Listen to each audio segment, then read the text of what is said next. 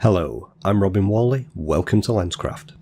Following my recent video showing how to use the Nik Collection from Affinity Photo, a few people have contacted me saying they are getting very strange colour shifts when they're trying to do the same as I showed. In this video, I'm going to show you what's causing the issue and present a couple of ideas as workarounds to the problem.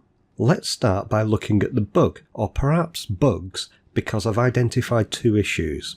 The first bug is that there's a shift in an image's colours when you open it using Nik from Affinity Photo. You can see on screen at the moment that I have a colourful sample image we can use, and I'm going to open this now in Viveza.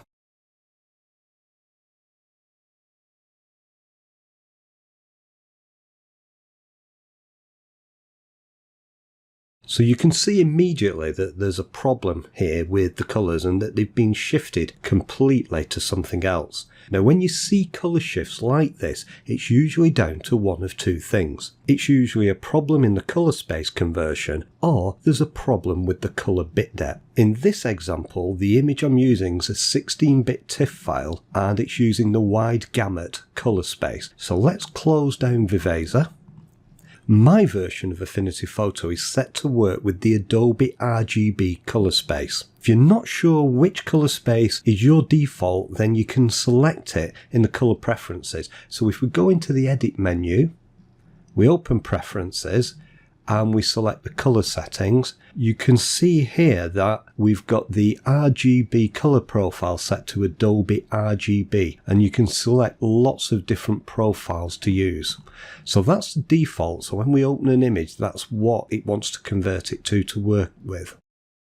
So to check if we've got a colour space problem that's causing this issue, let's convert the image. Rather than trying to work with wide gamut, we'll convert it to using Adobe RGB.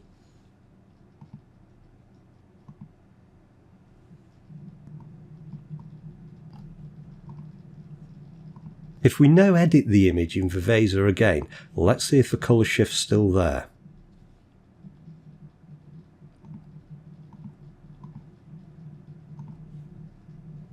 So we're still seeing the colour shift, so it's unlikely to be a colour space mismatch problem in this case. Let's close this down again. Let's now try converting the image to an 8-bit colour depth. So you can see at the moment it's a 16-bit RGB file. I'm going to convert that now to 8-bit. Let's now open it again in Viveza.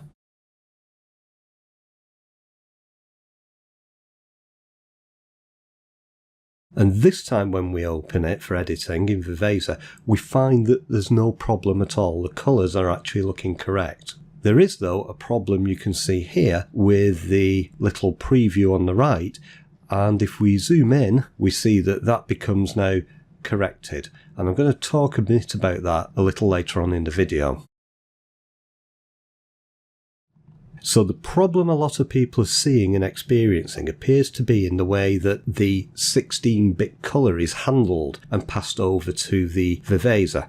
Now, I think the problem probably sits with Affinity Photo, because if it was a problem with the Nik Collection, we'd see exactly the same results when an Adobe application passes a 16-bit image. But we don't see that. We know it works correctly. So the bug's annoying, but the good news is it only affects Viveza. The other applications in the Nik Collection work correctly. Let me show you. So we'll try editing this now using one of the other Nik filters, and we'll go for Color Effects Pro.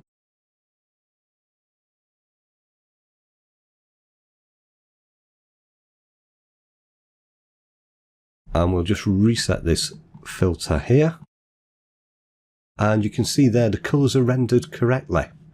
And even if we add in some other filters like the skylight filter, we can see again that they render correctly. Now I realise that there may be some quality problems when working with 8-bit images, so this may not be a solution for you, especially if you want to do something like make fine art prints. If you don't want to work with an 8-bit image, the best workaround I can suggest is to export your image from Affinity Photo as a 16-bit tiff file.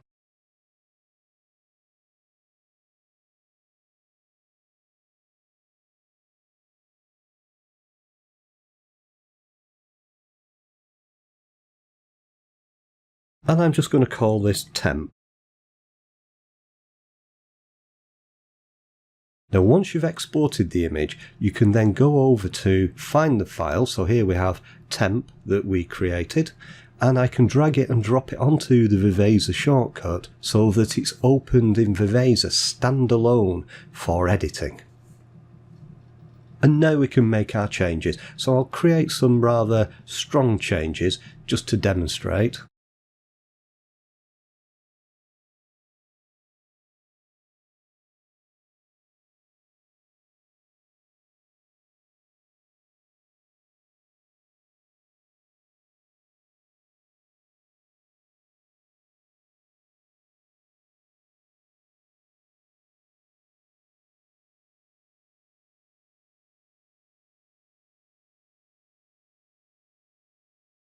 Okay, let's just compare that with the original. So you can see there's a substantial change, and that'll just help demonstrate the technique. So I can now save that.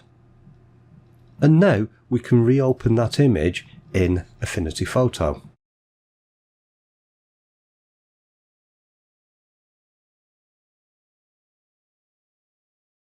Once we've got the image open, we can select it by pressing Ctrl and A, and that creates a selection around the entire image. And if you press Ctrl and C on your keyboard, you'll now copy that, and we can take that over to the original image and now paste it as a new layer using Ctrl and V.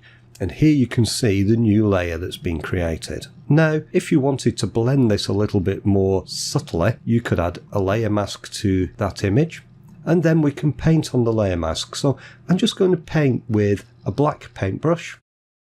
So you can see it up here, it's black, and I'm going to paint onto the mask, so I make sure I've got the mask selected. And now I can paint out areas where maybe the adjustment is too strong.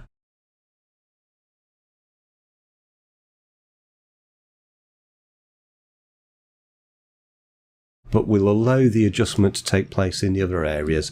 So we can turn that layer off, and there you can see that it's affecting everything, but not this area here where I've painted over the mask. If you want to turn off the mask to see the difference, you can do that there.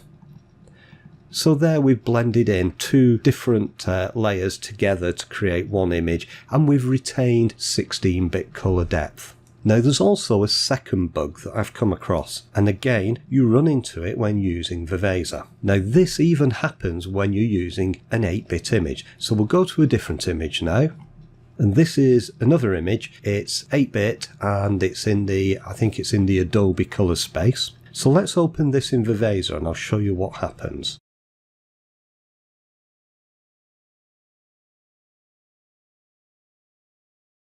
Now immediately you can see that instead of appearing as a colourful image, the image appears quite dull. But if you look down at the loop on the right side of the screen, the close-up view, that's actually appearing with the correct colours. And what happens here is that when the image is reduced in magnification, you see this effect. It's only affecting in Viveza, all the other applications work fine, and the level of magnification that seems to be the magic number is 33%. So if we zoom in now, so there we are at 20% and we still see the effect. Here we are at 25% and we're still seeing the problem. And here we are at 30% and all of a sudden the colours render correctly. We'll close that down. The possible options to work around this are really just as we did before. You could actually export the image and use Viveza standalone as we did earlier. Now alternatively, you may be able to achieve very similar edits using the Nik Color Effects Pro. And again, that isn't affected by this issue, so we're only seeing these problems in Viveza. I'm hoping that we can get Affinity Photo, so Serif, to talk to the guys over at DxO and actually start to make this integration work. Go over to Affinity Photo, go over to DxO and start to leave messages on their board. They can easily fix this and it would benefit both of the companies. I hope you found this video helpful. If you did, please share it and give it a big thumbs up. I'm Whalley, you've been watching Lenscraft. Don't forget to subscribe and I'll see you in the next video.